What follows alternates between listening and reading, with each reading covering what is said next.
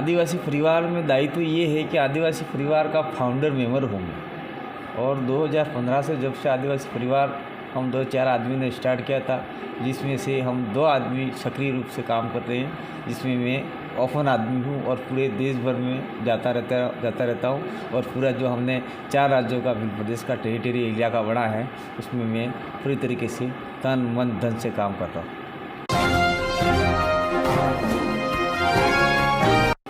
मैंने लोकसभा चुनाव भी लड़ा था और आज भी सक्रिय हूँ और आने वाले समय में भी सक्रिय रहूँगा। मैं इस क्षेत्र की जनता की आवाज़ को आगे तक ले जाना चाहता हूँ, चाहे वो आदिवासी हो, चाहे दलित हो, चाहे ओबीसी हो, चाहे माइनॉरिटी हो, चाहे ब्राह्मण हो, चाहे राजपूत हो, चाहे किसी भी जाति वर्ग का हो, क्योंकि हर जाति समाज में लोग गरीब होते हैं। ये बात आज तक केंद्र लेवल तक नहीं पहुंची है, राज्य लेवल तक नहीं पहुंची है। ये सब लोग राजनीतिक रोटियां सेकते हैं, तो आम धरातल की बात, आम जनता की बात आगे तक नहीं पहुंची है। तो मेरी मंशा यही है कि मेरे माता पिता की मंशा यही थी कि बेटा तू आगे जाकर इन गरीबों की हेल्प करना, क्योंकि मेरे माता पिता बहुत गरीब थे। वो जंगलों से लकड़ी काट कर मेरे को पढ़ाया था, मुझे वो वाक्य याद है। इसलिए मैं नहीं चाहता कि कोई माता पिता के बच्चे गरीब नहीं रहें, इसलिए मैं ये लड़ाई लड़ना चाह रहा हूँ और लड़ाई में कुदरत मेरे साथ देगी, ऐसा मुझे विश्वास है। देखिए सर, ऐसा है कि आदिवासी परिवार के नाम से हमने आदिवासियों को एक किया, बिल्कुल एग्जैक्टली हमने एक किया, क्योंकि हमने देश भर के इलाकों में घूमे और ये देखा कि आदिवासी अपने अपने विभिन्न समस्याओं मुद्दों के साथ में अलग अलग बटे हुए थे। और हमने देखा कि आदिवासियों के सब जगह अलग अलग लड़ाई लड़ रहे, लेकिन मुद्दा एक ही था। तो हमने इस विचारधारा से आदिवासी परिवार बनाया और हमने काम करना चालू किया।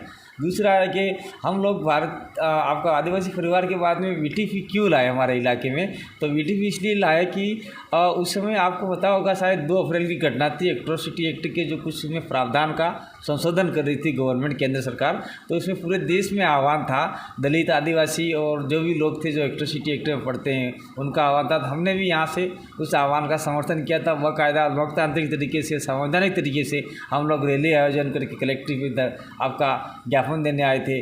तो हम लोग डूंगरपुर में आए थे और आसपुर में कुछ असामाजिक तत्वों ने ST/SC के लोगों के ऊपर तलवारबाजी कर दी।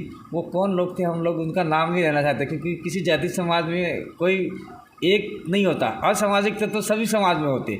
तो उन्होंने तलवारबाजी कर दी। हम लोग यहाँ से वहाँ गए, उन लोगों को, हमारे लोगों को छुड़वाया। हमारे लोगों की तलवारें लगी हुई थी, उनको ही बंद कर दिया था। तो हमने सोचा यार हमारी रक्षा कौन करेगा, तो हमारा कोई आदमी पॉलिटिकल में होना चाहिए, राजनीति में हमारा हिस्सेदारी होना चाहिए।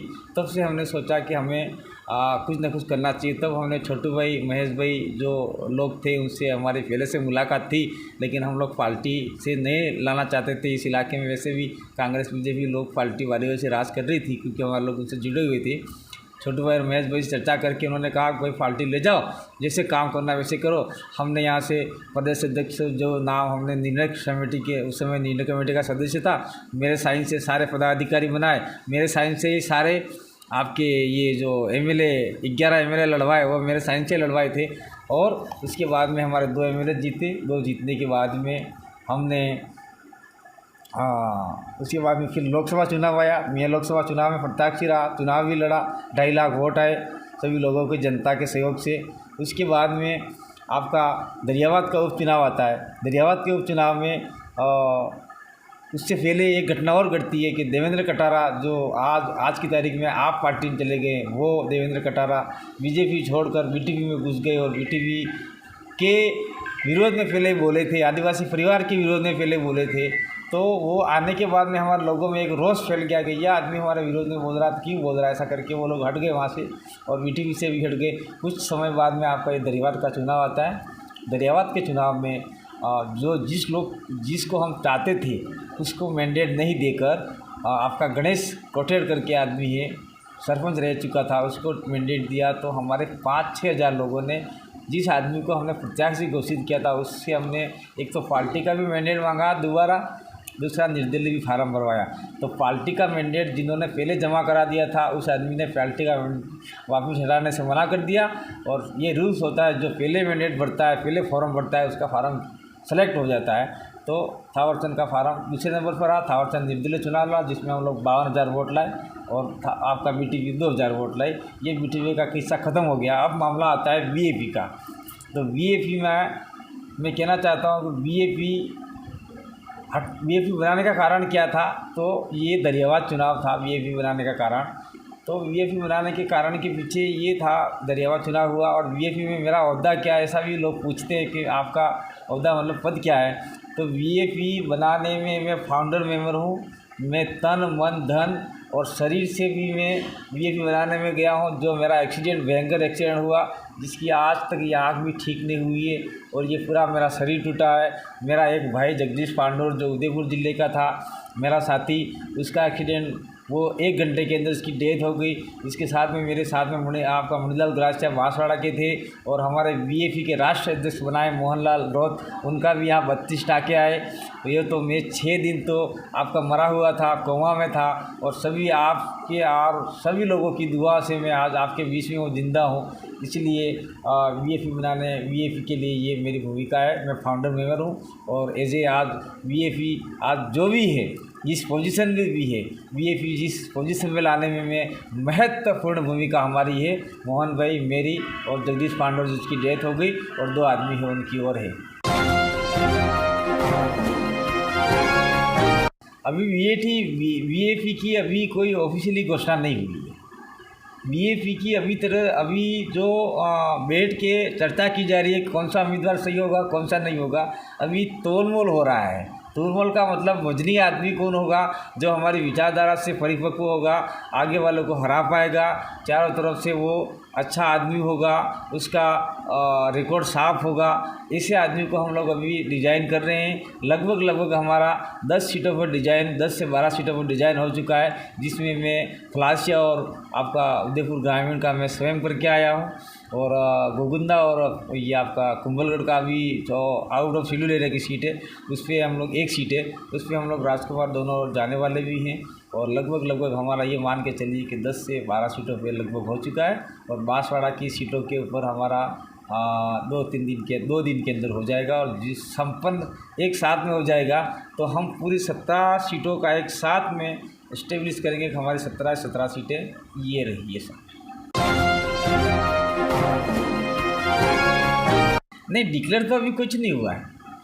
डिक्लेयर ऑफिस मैंने क्या कहा, जब तक राष्ट्रीय अध्यक्ष या जिस पार्टी के किसी पदाधिकारी द्वारा ऑफिशियली कागज़ पे, लेटर हेड पे जब नाम इस्टेब्लिश नहीं हो, तब तक वो आपका ओपन नहीं हो सकती। ये ठीक है कि अपने तरीके से लोग प्रचार कर रहे हैं, उनको मान लिया गया कि ये सिंगल उम्मीदवार है। तो ठीक उसी प्रकार से हमारे डूंगरपुर में 2-3 उम्मीदवार चल रहे हैं। तो आज मैंने एक पोस्ट डाली है फेसबुक पर, ये भी सवाल लोग कर रहे हैं कि आप लोग अब स्वयं घोषित प्रत्याशी हो गए।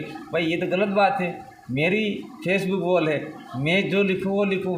मुझे लोकतंत्र में अधिकार है कि मैं अपना ओपिनियन दे सकूँ। मैंने ऐसा लिखा है कि मैं रोहत कांतिबा आदिवासी 2023 चुनाव मैदान में रहूँगा। मैंने ऐसा तो नहीं कहा है कि मैं ही लड़ूँगा, मैंने तो अपना ओपिनियन दिया है। तो कुछ लोग जो चुनाव लड़ना चाहते हैं या फिर कुछ लोग जो चुनाव लड़ने के मार्फत से हमारे आदिवासी परिवार के अंदर या पार्टी में जो अभी आए हैं नए तरीके से, तो पार्टी में सबको आना है, लेकिन जो एकदम नया आया, फ्रेश आया है, वो लोग इस प्रकार की हवाएं बना रहे हैं। कुछ अखबारों में मैंने पढ़ भी लिया अभी और आपके चैनल के माध्यम से कहना चाहता हूँ कि हर कोई आदमी स्वतंत्र है अपने अभिव्यक्ति व्यक्त करने के लिए। तो मैंने अभिव्यक्ति व्यक्त मेरे निजी फेसबुक अकाउंट पर किया है। अभी तक तो 17 विधानसभा में से किसी को मैंडेट नहीं दिया गया है।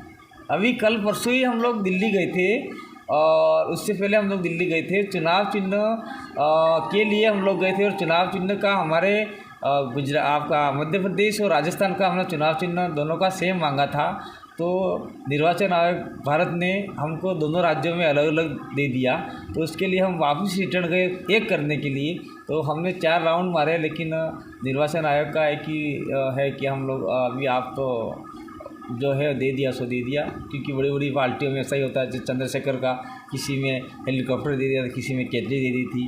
तो हम तो अभी इस इलाके में काम करते सीखते हुए लोग हैं, इसलिए जो मिला वो से।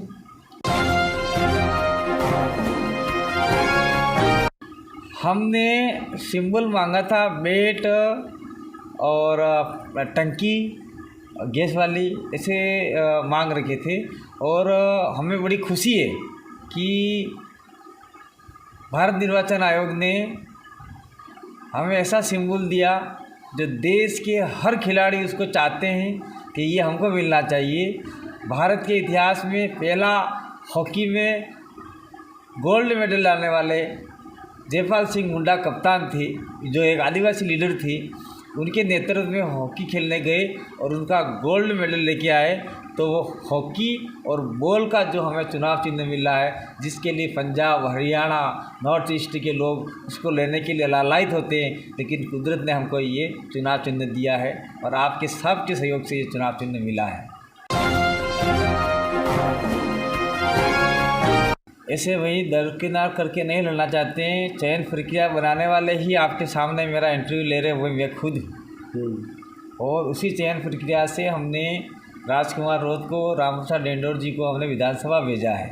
लेकिन उस चयन प्रक्रिया में कुछ अलग प्रकार के लोग गुज जाते हैं, उस चयन प्रक्रिया के नियम कायदों को ताक में रखते हैं, उस चयन प्रक्रिया के लिए गलत प्रकार का मैसेज छोड़ते हैं। तो ये ठीक जैसा नहीं है।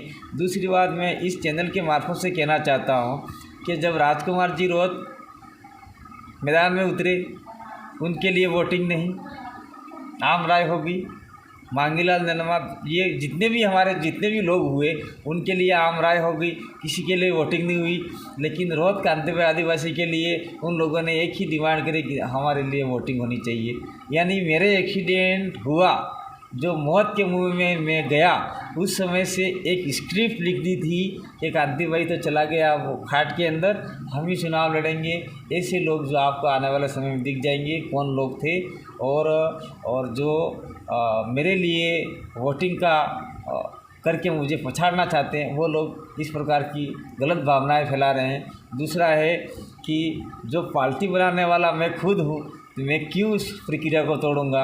और दूसरा ये है कि सबसे बड़ी बात मैं आपके चैनल से कहना चाहता हूँ कि मैं स्वयं पार्टी के अंतिम कागज़ की प्रक्रिया पूरी करने के लिए गया था और हमारा भयंकर एक्सीडेंट हुआ, जिसमें हमारा उधर वाला भाई मारा गया, 2 भाई घायल हो गए और मैं 6 दिन तक कोमा में रहा और 1 महीना तक आपका SMS हॉस्पिटल में रहा।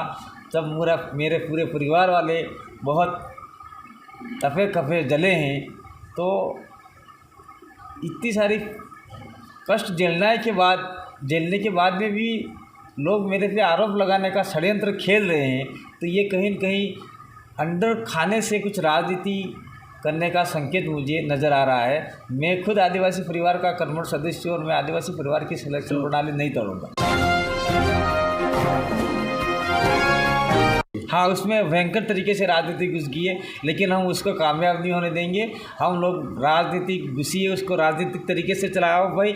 और जो आदिवासी परिवार के कर्मठ साथी है, वो आदिवासी परिवार के कर्मठ सामाजिक विंग है, उसमें रहो। ये हम लोग आने वाले समय में उसका डिवाइडेड करेंगे, उनके सारे नियम बना के और अलग अलग कर देंगे। गलत लोग तो साहब ऐसा हुआ कि जैसे हमारे 2 विधायक निकले, मैं चुनाव लड़ा और पंचायती राज चुनाव में हमारे अधिकतम लोग निर्दलीय चुनाव लड़के जीत के गए। और उस समय से कुछ लोगों को लालच लग गई जो कांग्रेस बीजेपी में थे और वहाँ उनका दाल नहीं गल रहा था। कांग्रेस बीजेपी से उनको कई बार टिकट नहीं मिला, निर्दलीय चुनाव भी वो लोग लड़े और वो वहाँ से 1-2 बार हारे, 1-2 बार कहीं जीते।